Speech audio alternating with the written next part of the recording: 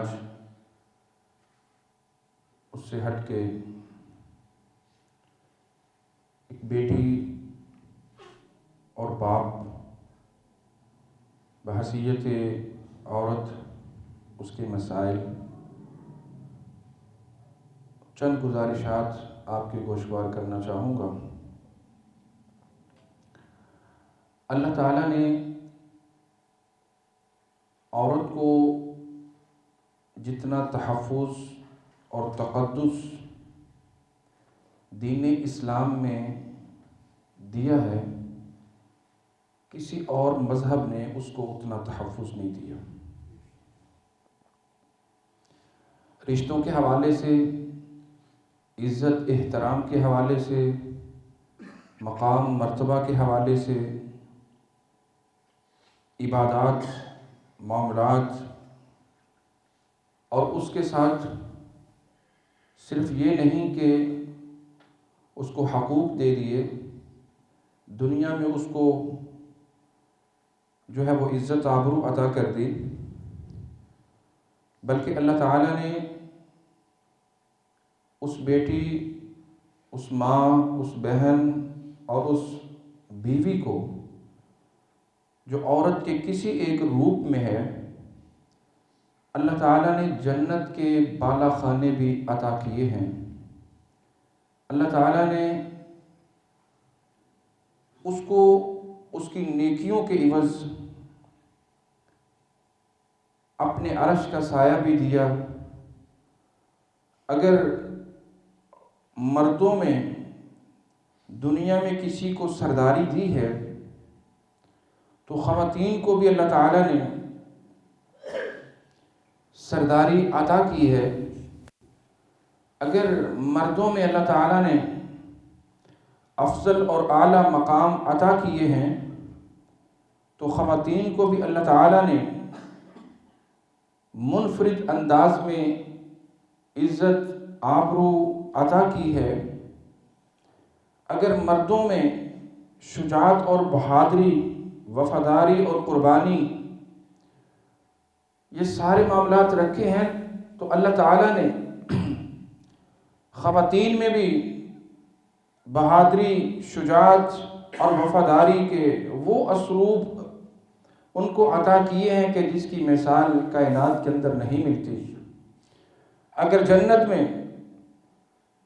نوجوانوں کے سردار حسن و حسین بنائے ہیں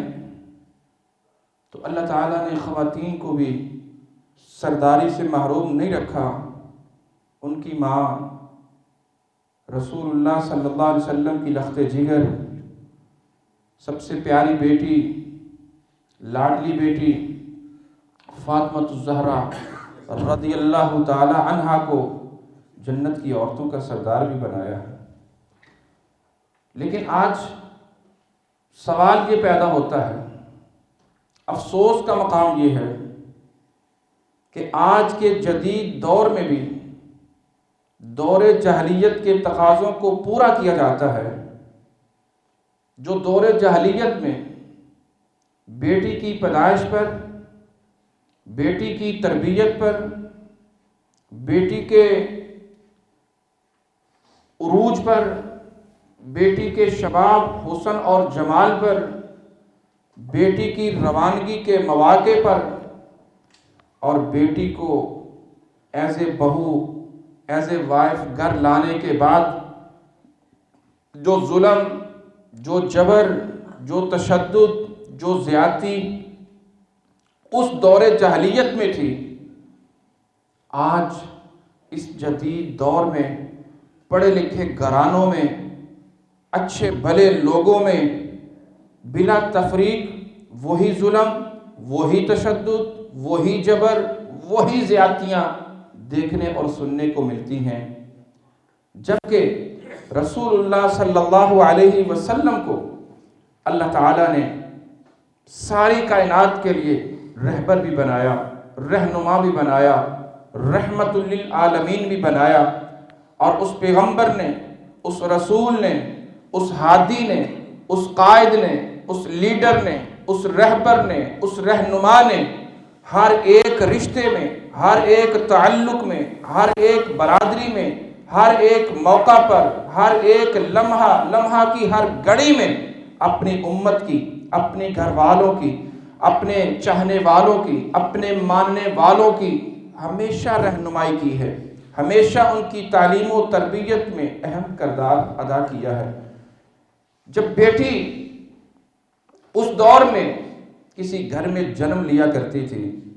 لوگ پریشانی کا اظہار کیا کرتے تھے، اپنے چہروں پر، پیشانیوں پر خفگی کا اظہار کیا کرتے تھے۔ جس کے گھر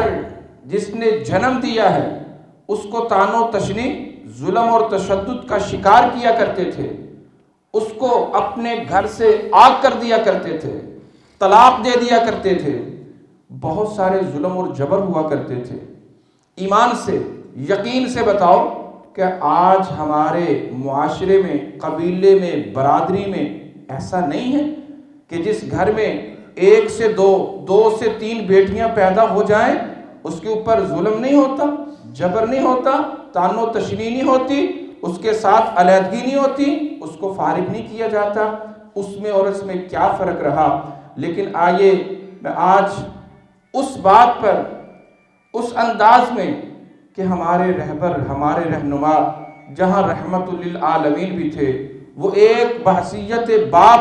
اپنی بیٹی سے کتنا پیار کرنے والے تھے، کتنی اخوت کرنے والے تھے،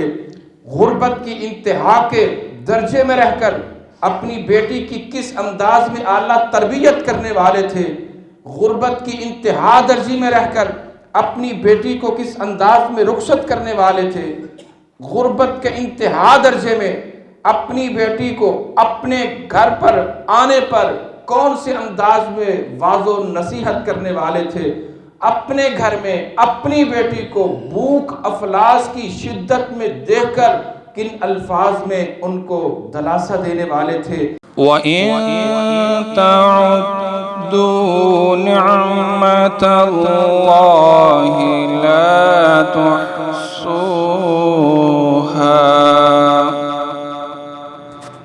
اے دنیا کے حکمرانوں سنو، اے زمین کے اطراف کے حاکموں دیکھو، تم جو بہتوں پر حکمرانی کرتے اور رعایا کی کثرت پر فخر کرتے ہو، کان دھرو، حکمت، فہم و فراست اور کمال قدرت سب اسی کی ہے۔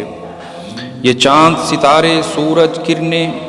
دن رات سب اپنی کمالیت کے جوہر جو دکھاتے ہیں، یہ سب میرے رب کی مہربانیاں ہیں۔ رب ذوالجلال کی قدرت کے جب چشمے پھوٹتے ہیں تو پھول، کلیاں، باغیچے، گلشن، ہریالی، پودے، یہ دھرتی کے سب نظارے، یہ دریا و سمندر، یہ ندیاں اور نیلے پانی کی آبشاریں، یہ نظام ہستی کو چلانے والے، میری سب دعائیں،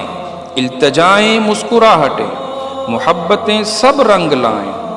اور پھر چہروں پر خوشیوں کے گیتوں کی ہو مہکار، تو ہر دل سے نکلے